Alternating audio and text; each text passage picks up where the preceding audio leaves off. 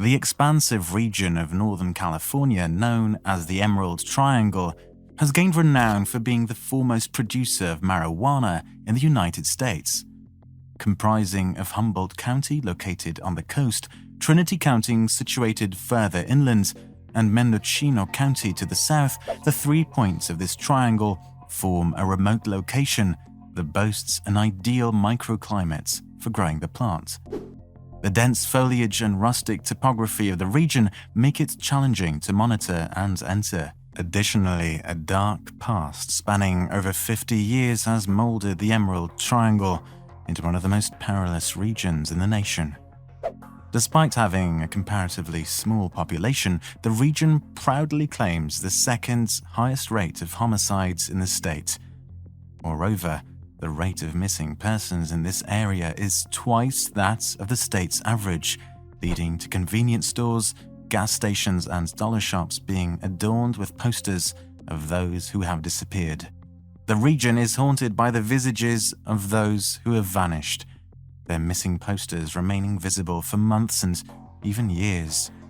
The details of their cases gradually fading away, much like the photographs adorning their posters. Humboldt County has confirmed over 30 such instances, yet the faces of the 5 missing individuals continue to epitomize the issue. The collective term Humboldt Five is used to refer to a group of women who share commonalities in their physical appearances, past difficulties, and locations of disappearance. Their absence implies something far more ominous. Could it be a community marked by a penchant for criminality that has turned on the weak with savage indifference?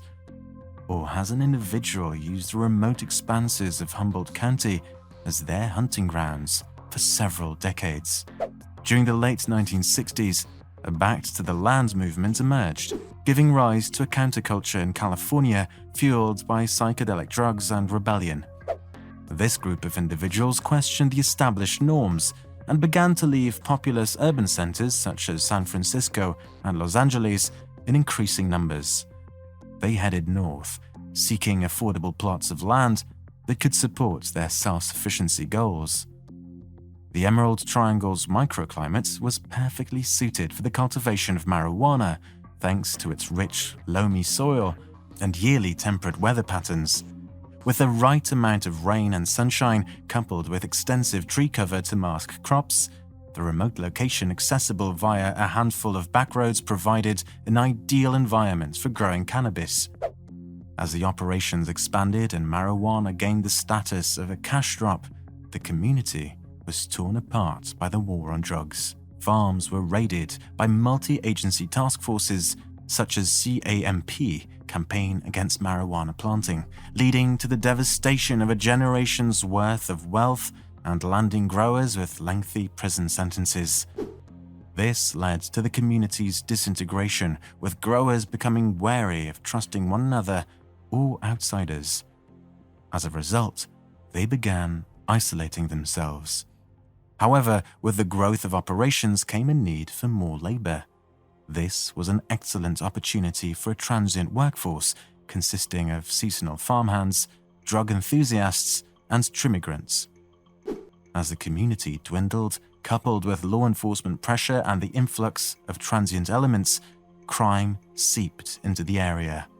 Operations were targeted by rival growers, and ex-workers seized them, leading to a vicious cycle that has continued for decades. Today, the Emerald Triangle is a hub of violent crimes and disappearances. In the early 1980s, Michael Bear Carson and his wife Susan worked as field hands on a cannabis farm located in Alder Point, which is more notoriously referred to as Murder Mountain. They killed a fellow farmhand who was reported missing. Driven by their religious beliefs, they fled the area and continued to claim several more victims before being apprehended. Wayne Adam Ford, another serial killer, voluntarily surrendered himself to the Humboldt County Sheriff's Station with a woman's severed breast inside a Ziploc bag. He confessed to the murder of 4 women between 1997 and 1998, with suspicion of being responsible for additional murders. In the midst of the drug and crime-ridden Emerald Triangle, the Humboldt Five women vanished without a trace, paying the ultimate price for attempting to make a life in the area. One of the victims, Jennifer Wilmer, moved to Arcata in late 1992 at the age of 21, abandoning her full-ride scholarship at St. John's University. However, she was unable to enroll in classes already in progress at College of the Redwoods, so she briefly worked as a waitress before falling into unemployment. To make ends meet, she turned to welfare for income and spent time on Arcata Plaza socializing with other drifters, marijuana crop hands, and hippies of a bygone era. Despite the offer from her mother to buy her a plane ticket back home to New York, Jennifer Wilmer wasn't willing to give up just yet. Instead, she moved in with her boyfriend and some friends in Trinity County. On September 13, 1993, Jennifer Wilmer disappeared after hitching to a nearby farm to search for work. Despite her friends' search for her at the farm, she was nowhere to be found. All her belongings, including her identification, clothes, address book, bank card, and sleeping bag, were left behind. Later, a private investigator uncovered that a local resident known as Cowboy Fred had been infatuated with Jennifer and had been stalking her around Arcata Plaza. To this day, Jennifer Wilmer's whereabouts has not been located. Karen Mitchell, a high school junior, relocated to Eureka to live with her aunt, seeking refuge from violent crime and escalating conflicts with her mother back in Southern California. Despite the distance, they remained close, and in late November they had a phone conversation about taking college courses together. In 1997, during Thanksgiving break, Karen Mitchell was considering attending college and had her sights set on Humboldt State University. One afternoon, she walked from her aunt's shoe store at Bayshore Mall to her job at a nearby daycare, Coastal Family Development Center. Although her aunt offered her a ride, Mitchell decided to walk the 1 mile distance. At 2:45 p.m., Mitchell left via West Sonoma Street, and she never missed work at the daycare.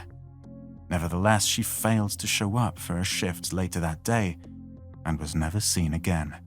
Although she had a savings account, it remained untouched, and a purchased plane ticket to Southern California went unused. Over the next few months, the Karen Mitchell Information Center was established and run by a multi-agency task force, receiving numerous calls from the public. One caller claimed to have spotted Mitchell at a nearby swimming hole. False reports started to spread about the discovery of Mitchell's remains, but none of the tips proved to be accurate. A witness who had a background in law enforcement claimed that Mitchell got into a blue 7678 four-door sedan with California license plates.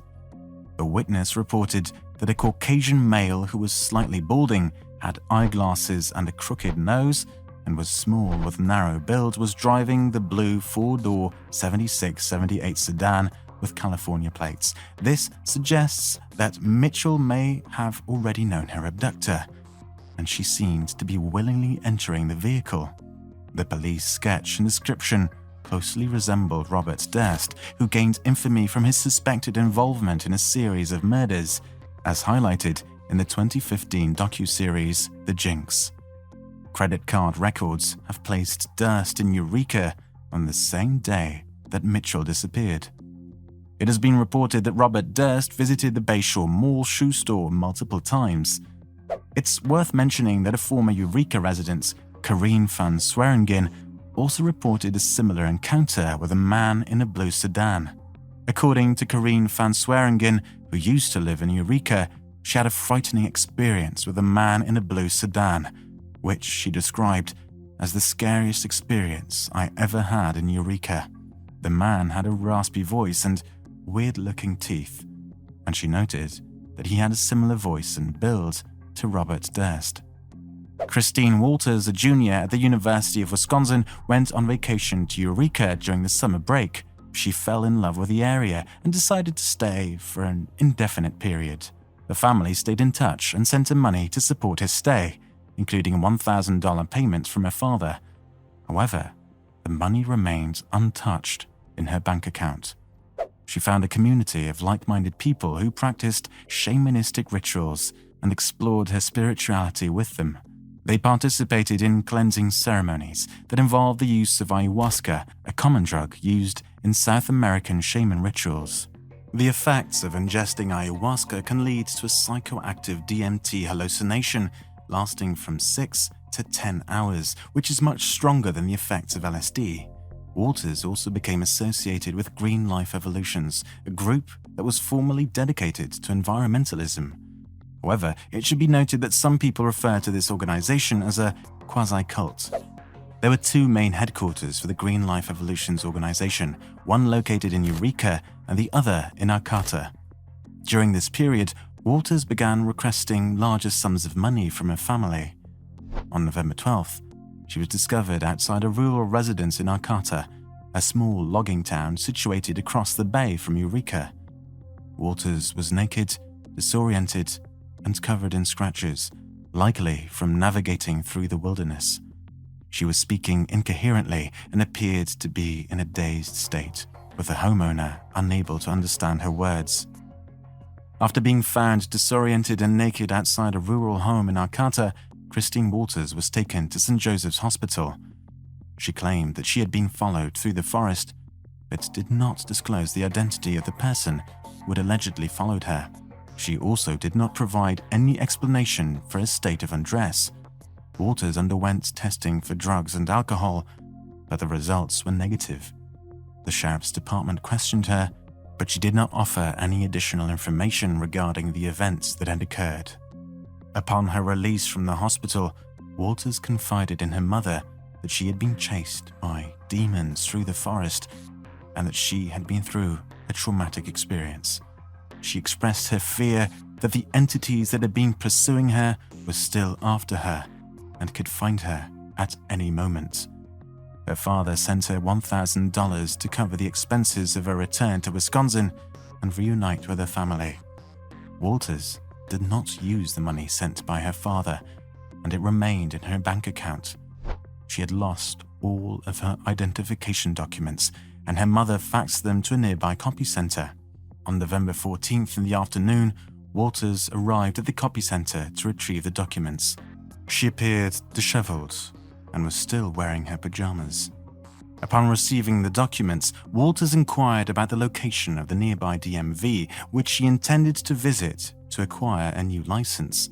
Sadly, this was the final sighting of Walters. Her backpack, lost identification, and money was subsequently discovered at the Green Life Evolution Center in Arcata. The police were informed by the building owner that it was not unusual for Walters to leave her belongings at the Green Life Evolution Center when she went on hikes in the redwoods. There is currently no information or leads on her whereabouts. Some theories have been suggested, including the possibility of a psychotic break caused by her ayahuasca cleansing ritual. Walters' persistent hallucinations and psychosis could have made her a risk to herself. Despite her efforts to reconnect with reality and reunite with her family in Wisconsin, she may have eventually given in to her psychosis and lost her way in the wilderness surrounding Humboldt County. The isolated environment and prevalence of crime in the area created an opportune circumstance for crime of opportunity. Walter's mother had characterized her as excessively trusting, so it's possible she had associated with an unsavory group of people or encountered a dangerous stranger on her way to the DMV, perhaps becoming a victim of their wrongdoing. On February 2nd, 2014, Sheila Franks disappeared. At the time of her disappearance, she was 37 years old and living in Humboldt County, where she had stayed to raise her two young sons despite her failing marriage. During this period, she started a romantic relationship with James Eugene Jones, a sawmill worker, and eventually moved in with him. After a short while, Franks decided to end the romantic aspect of her relationship with Jones. However, the two continued to live together as friends. There were some suspicions among those close to her that Franks may have been a victim of abuse, as she had visible bruises and black eyes. Franks confided in her sister that Jones would physically assault her during their altercations. Jones had a prior criminal history that included drug offenses and a conviction for domestic violence. On February 2nd, Franks went missing, and Jones claimed to the police that she had left their home at 8 a.m. to take a walk and did not come back. Her purse, credit cards, and identification documents were found in a storage unit, making it improbable that she voluntarily left without access to funds and highly unlikely that she would abandon her 2 children. In June 2019, her remains were discovered on the Duzen River, and DNA analysis confirmed that the found femur belonged to Franks. More shockingly, the skeletal remains were found downstream from the remains of another woman who disappeared just 1 week after Franks. Danielle Bertolini relocated to Humboldt County from Maine in 2010. Unfortunately, she learned that her unborn son Xavier would suffer from severe developmental problems when she was 6 months pregnant. Consequently, she chose to terminate the pregnancy. However, she experienced complications during the dilation process, and the surgical procedure that followed was traumatic. Bertolini relocated to Humboldt County in order to be closer to her relatives after suffering a heartbreaking loss. She secured a job at a local farm located in Murder Mountain and unfortunately found herself in the wrong company, leading her to start using drugs to cope with her grief. When she went missing, she was residing on the couch of an unnamed man. After calling him from Swain's Flat area for a ride, Bertolini vanished without a trace. Later, authorities discovered that she was last seen entering a vehicle belonging to a man who was also linked to Sheila Frank's disappearance. The man who picked her up was James Eugene Jones, a sawmill worker. He claimed to have dropped Bertolini off at her home. However, her skull was found on March 9th, 2015, on the banks of the Eel River, almost a year after her disappearance. The Eel River and Duzen River converge near the US 101, which closely ties the discovery sites of Frank's and Bertolini's remains. Previous detectives who worked on these cases declined to comment, likely due to the frustration of encountering dead ends and insufficient leads. Family and friends of the victims speculate that these cases were not fully investigated, as they should have been, because the victims were viewed as less dead. The term less dead refers to those whose troubled lives and difficult circumstances led them to making challenging choices, thus not being seen as contributors to the local community by the majority of people. Humboldt County's danger level has increased as drug operations produce more hazardous drugs, and their operations expand to involve a larger transient workforce. A number of these women vanished during Croptober, a season from October to early December when crops are harvested. During this period, farmers and workers with a predilection for stimulants frequently turn to drug use to deal with the long work hours. Stimulants can cause dramatic spikes in erratic and violent behavior, particularly in a rural area with high criminality and a paranoid community. Despite the belief that the majority of these cases are connected, some remain skeptical. As mentioned earlier, James Eugene Jones was the last person seen with Danielle Bertolini and the last person to see Sheila Franks before her disappearance. Additional inquiry uncovered that Jones used to visit a junkyard in the 90s where Karen Mitchell served as a babysitter. It's possible that their paths may have intersected and the initial eyewitness account was incorrect, although this seems improbable given that the witness was a former law enforcement officer.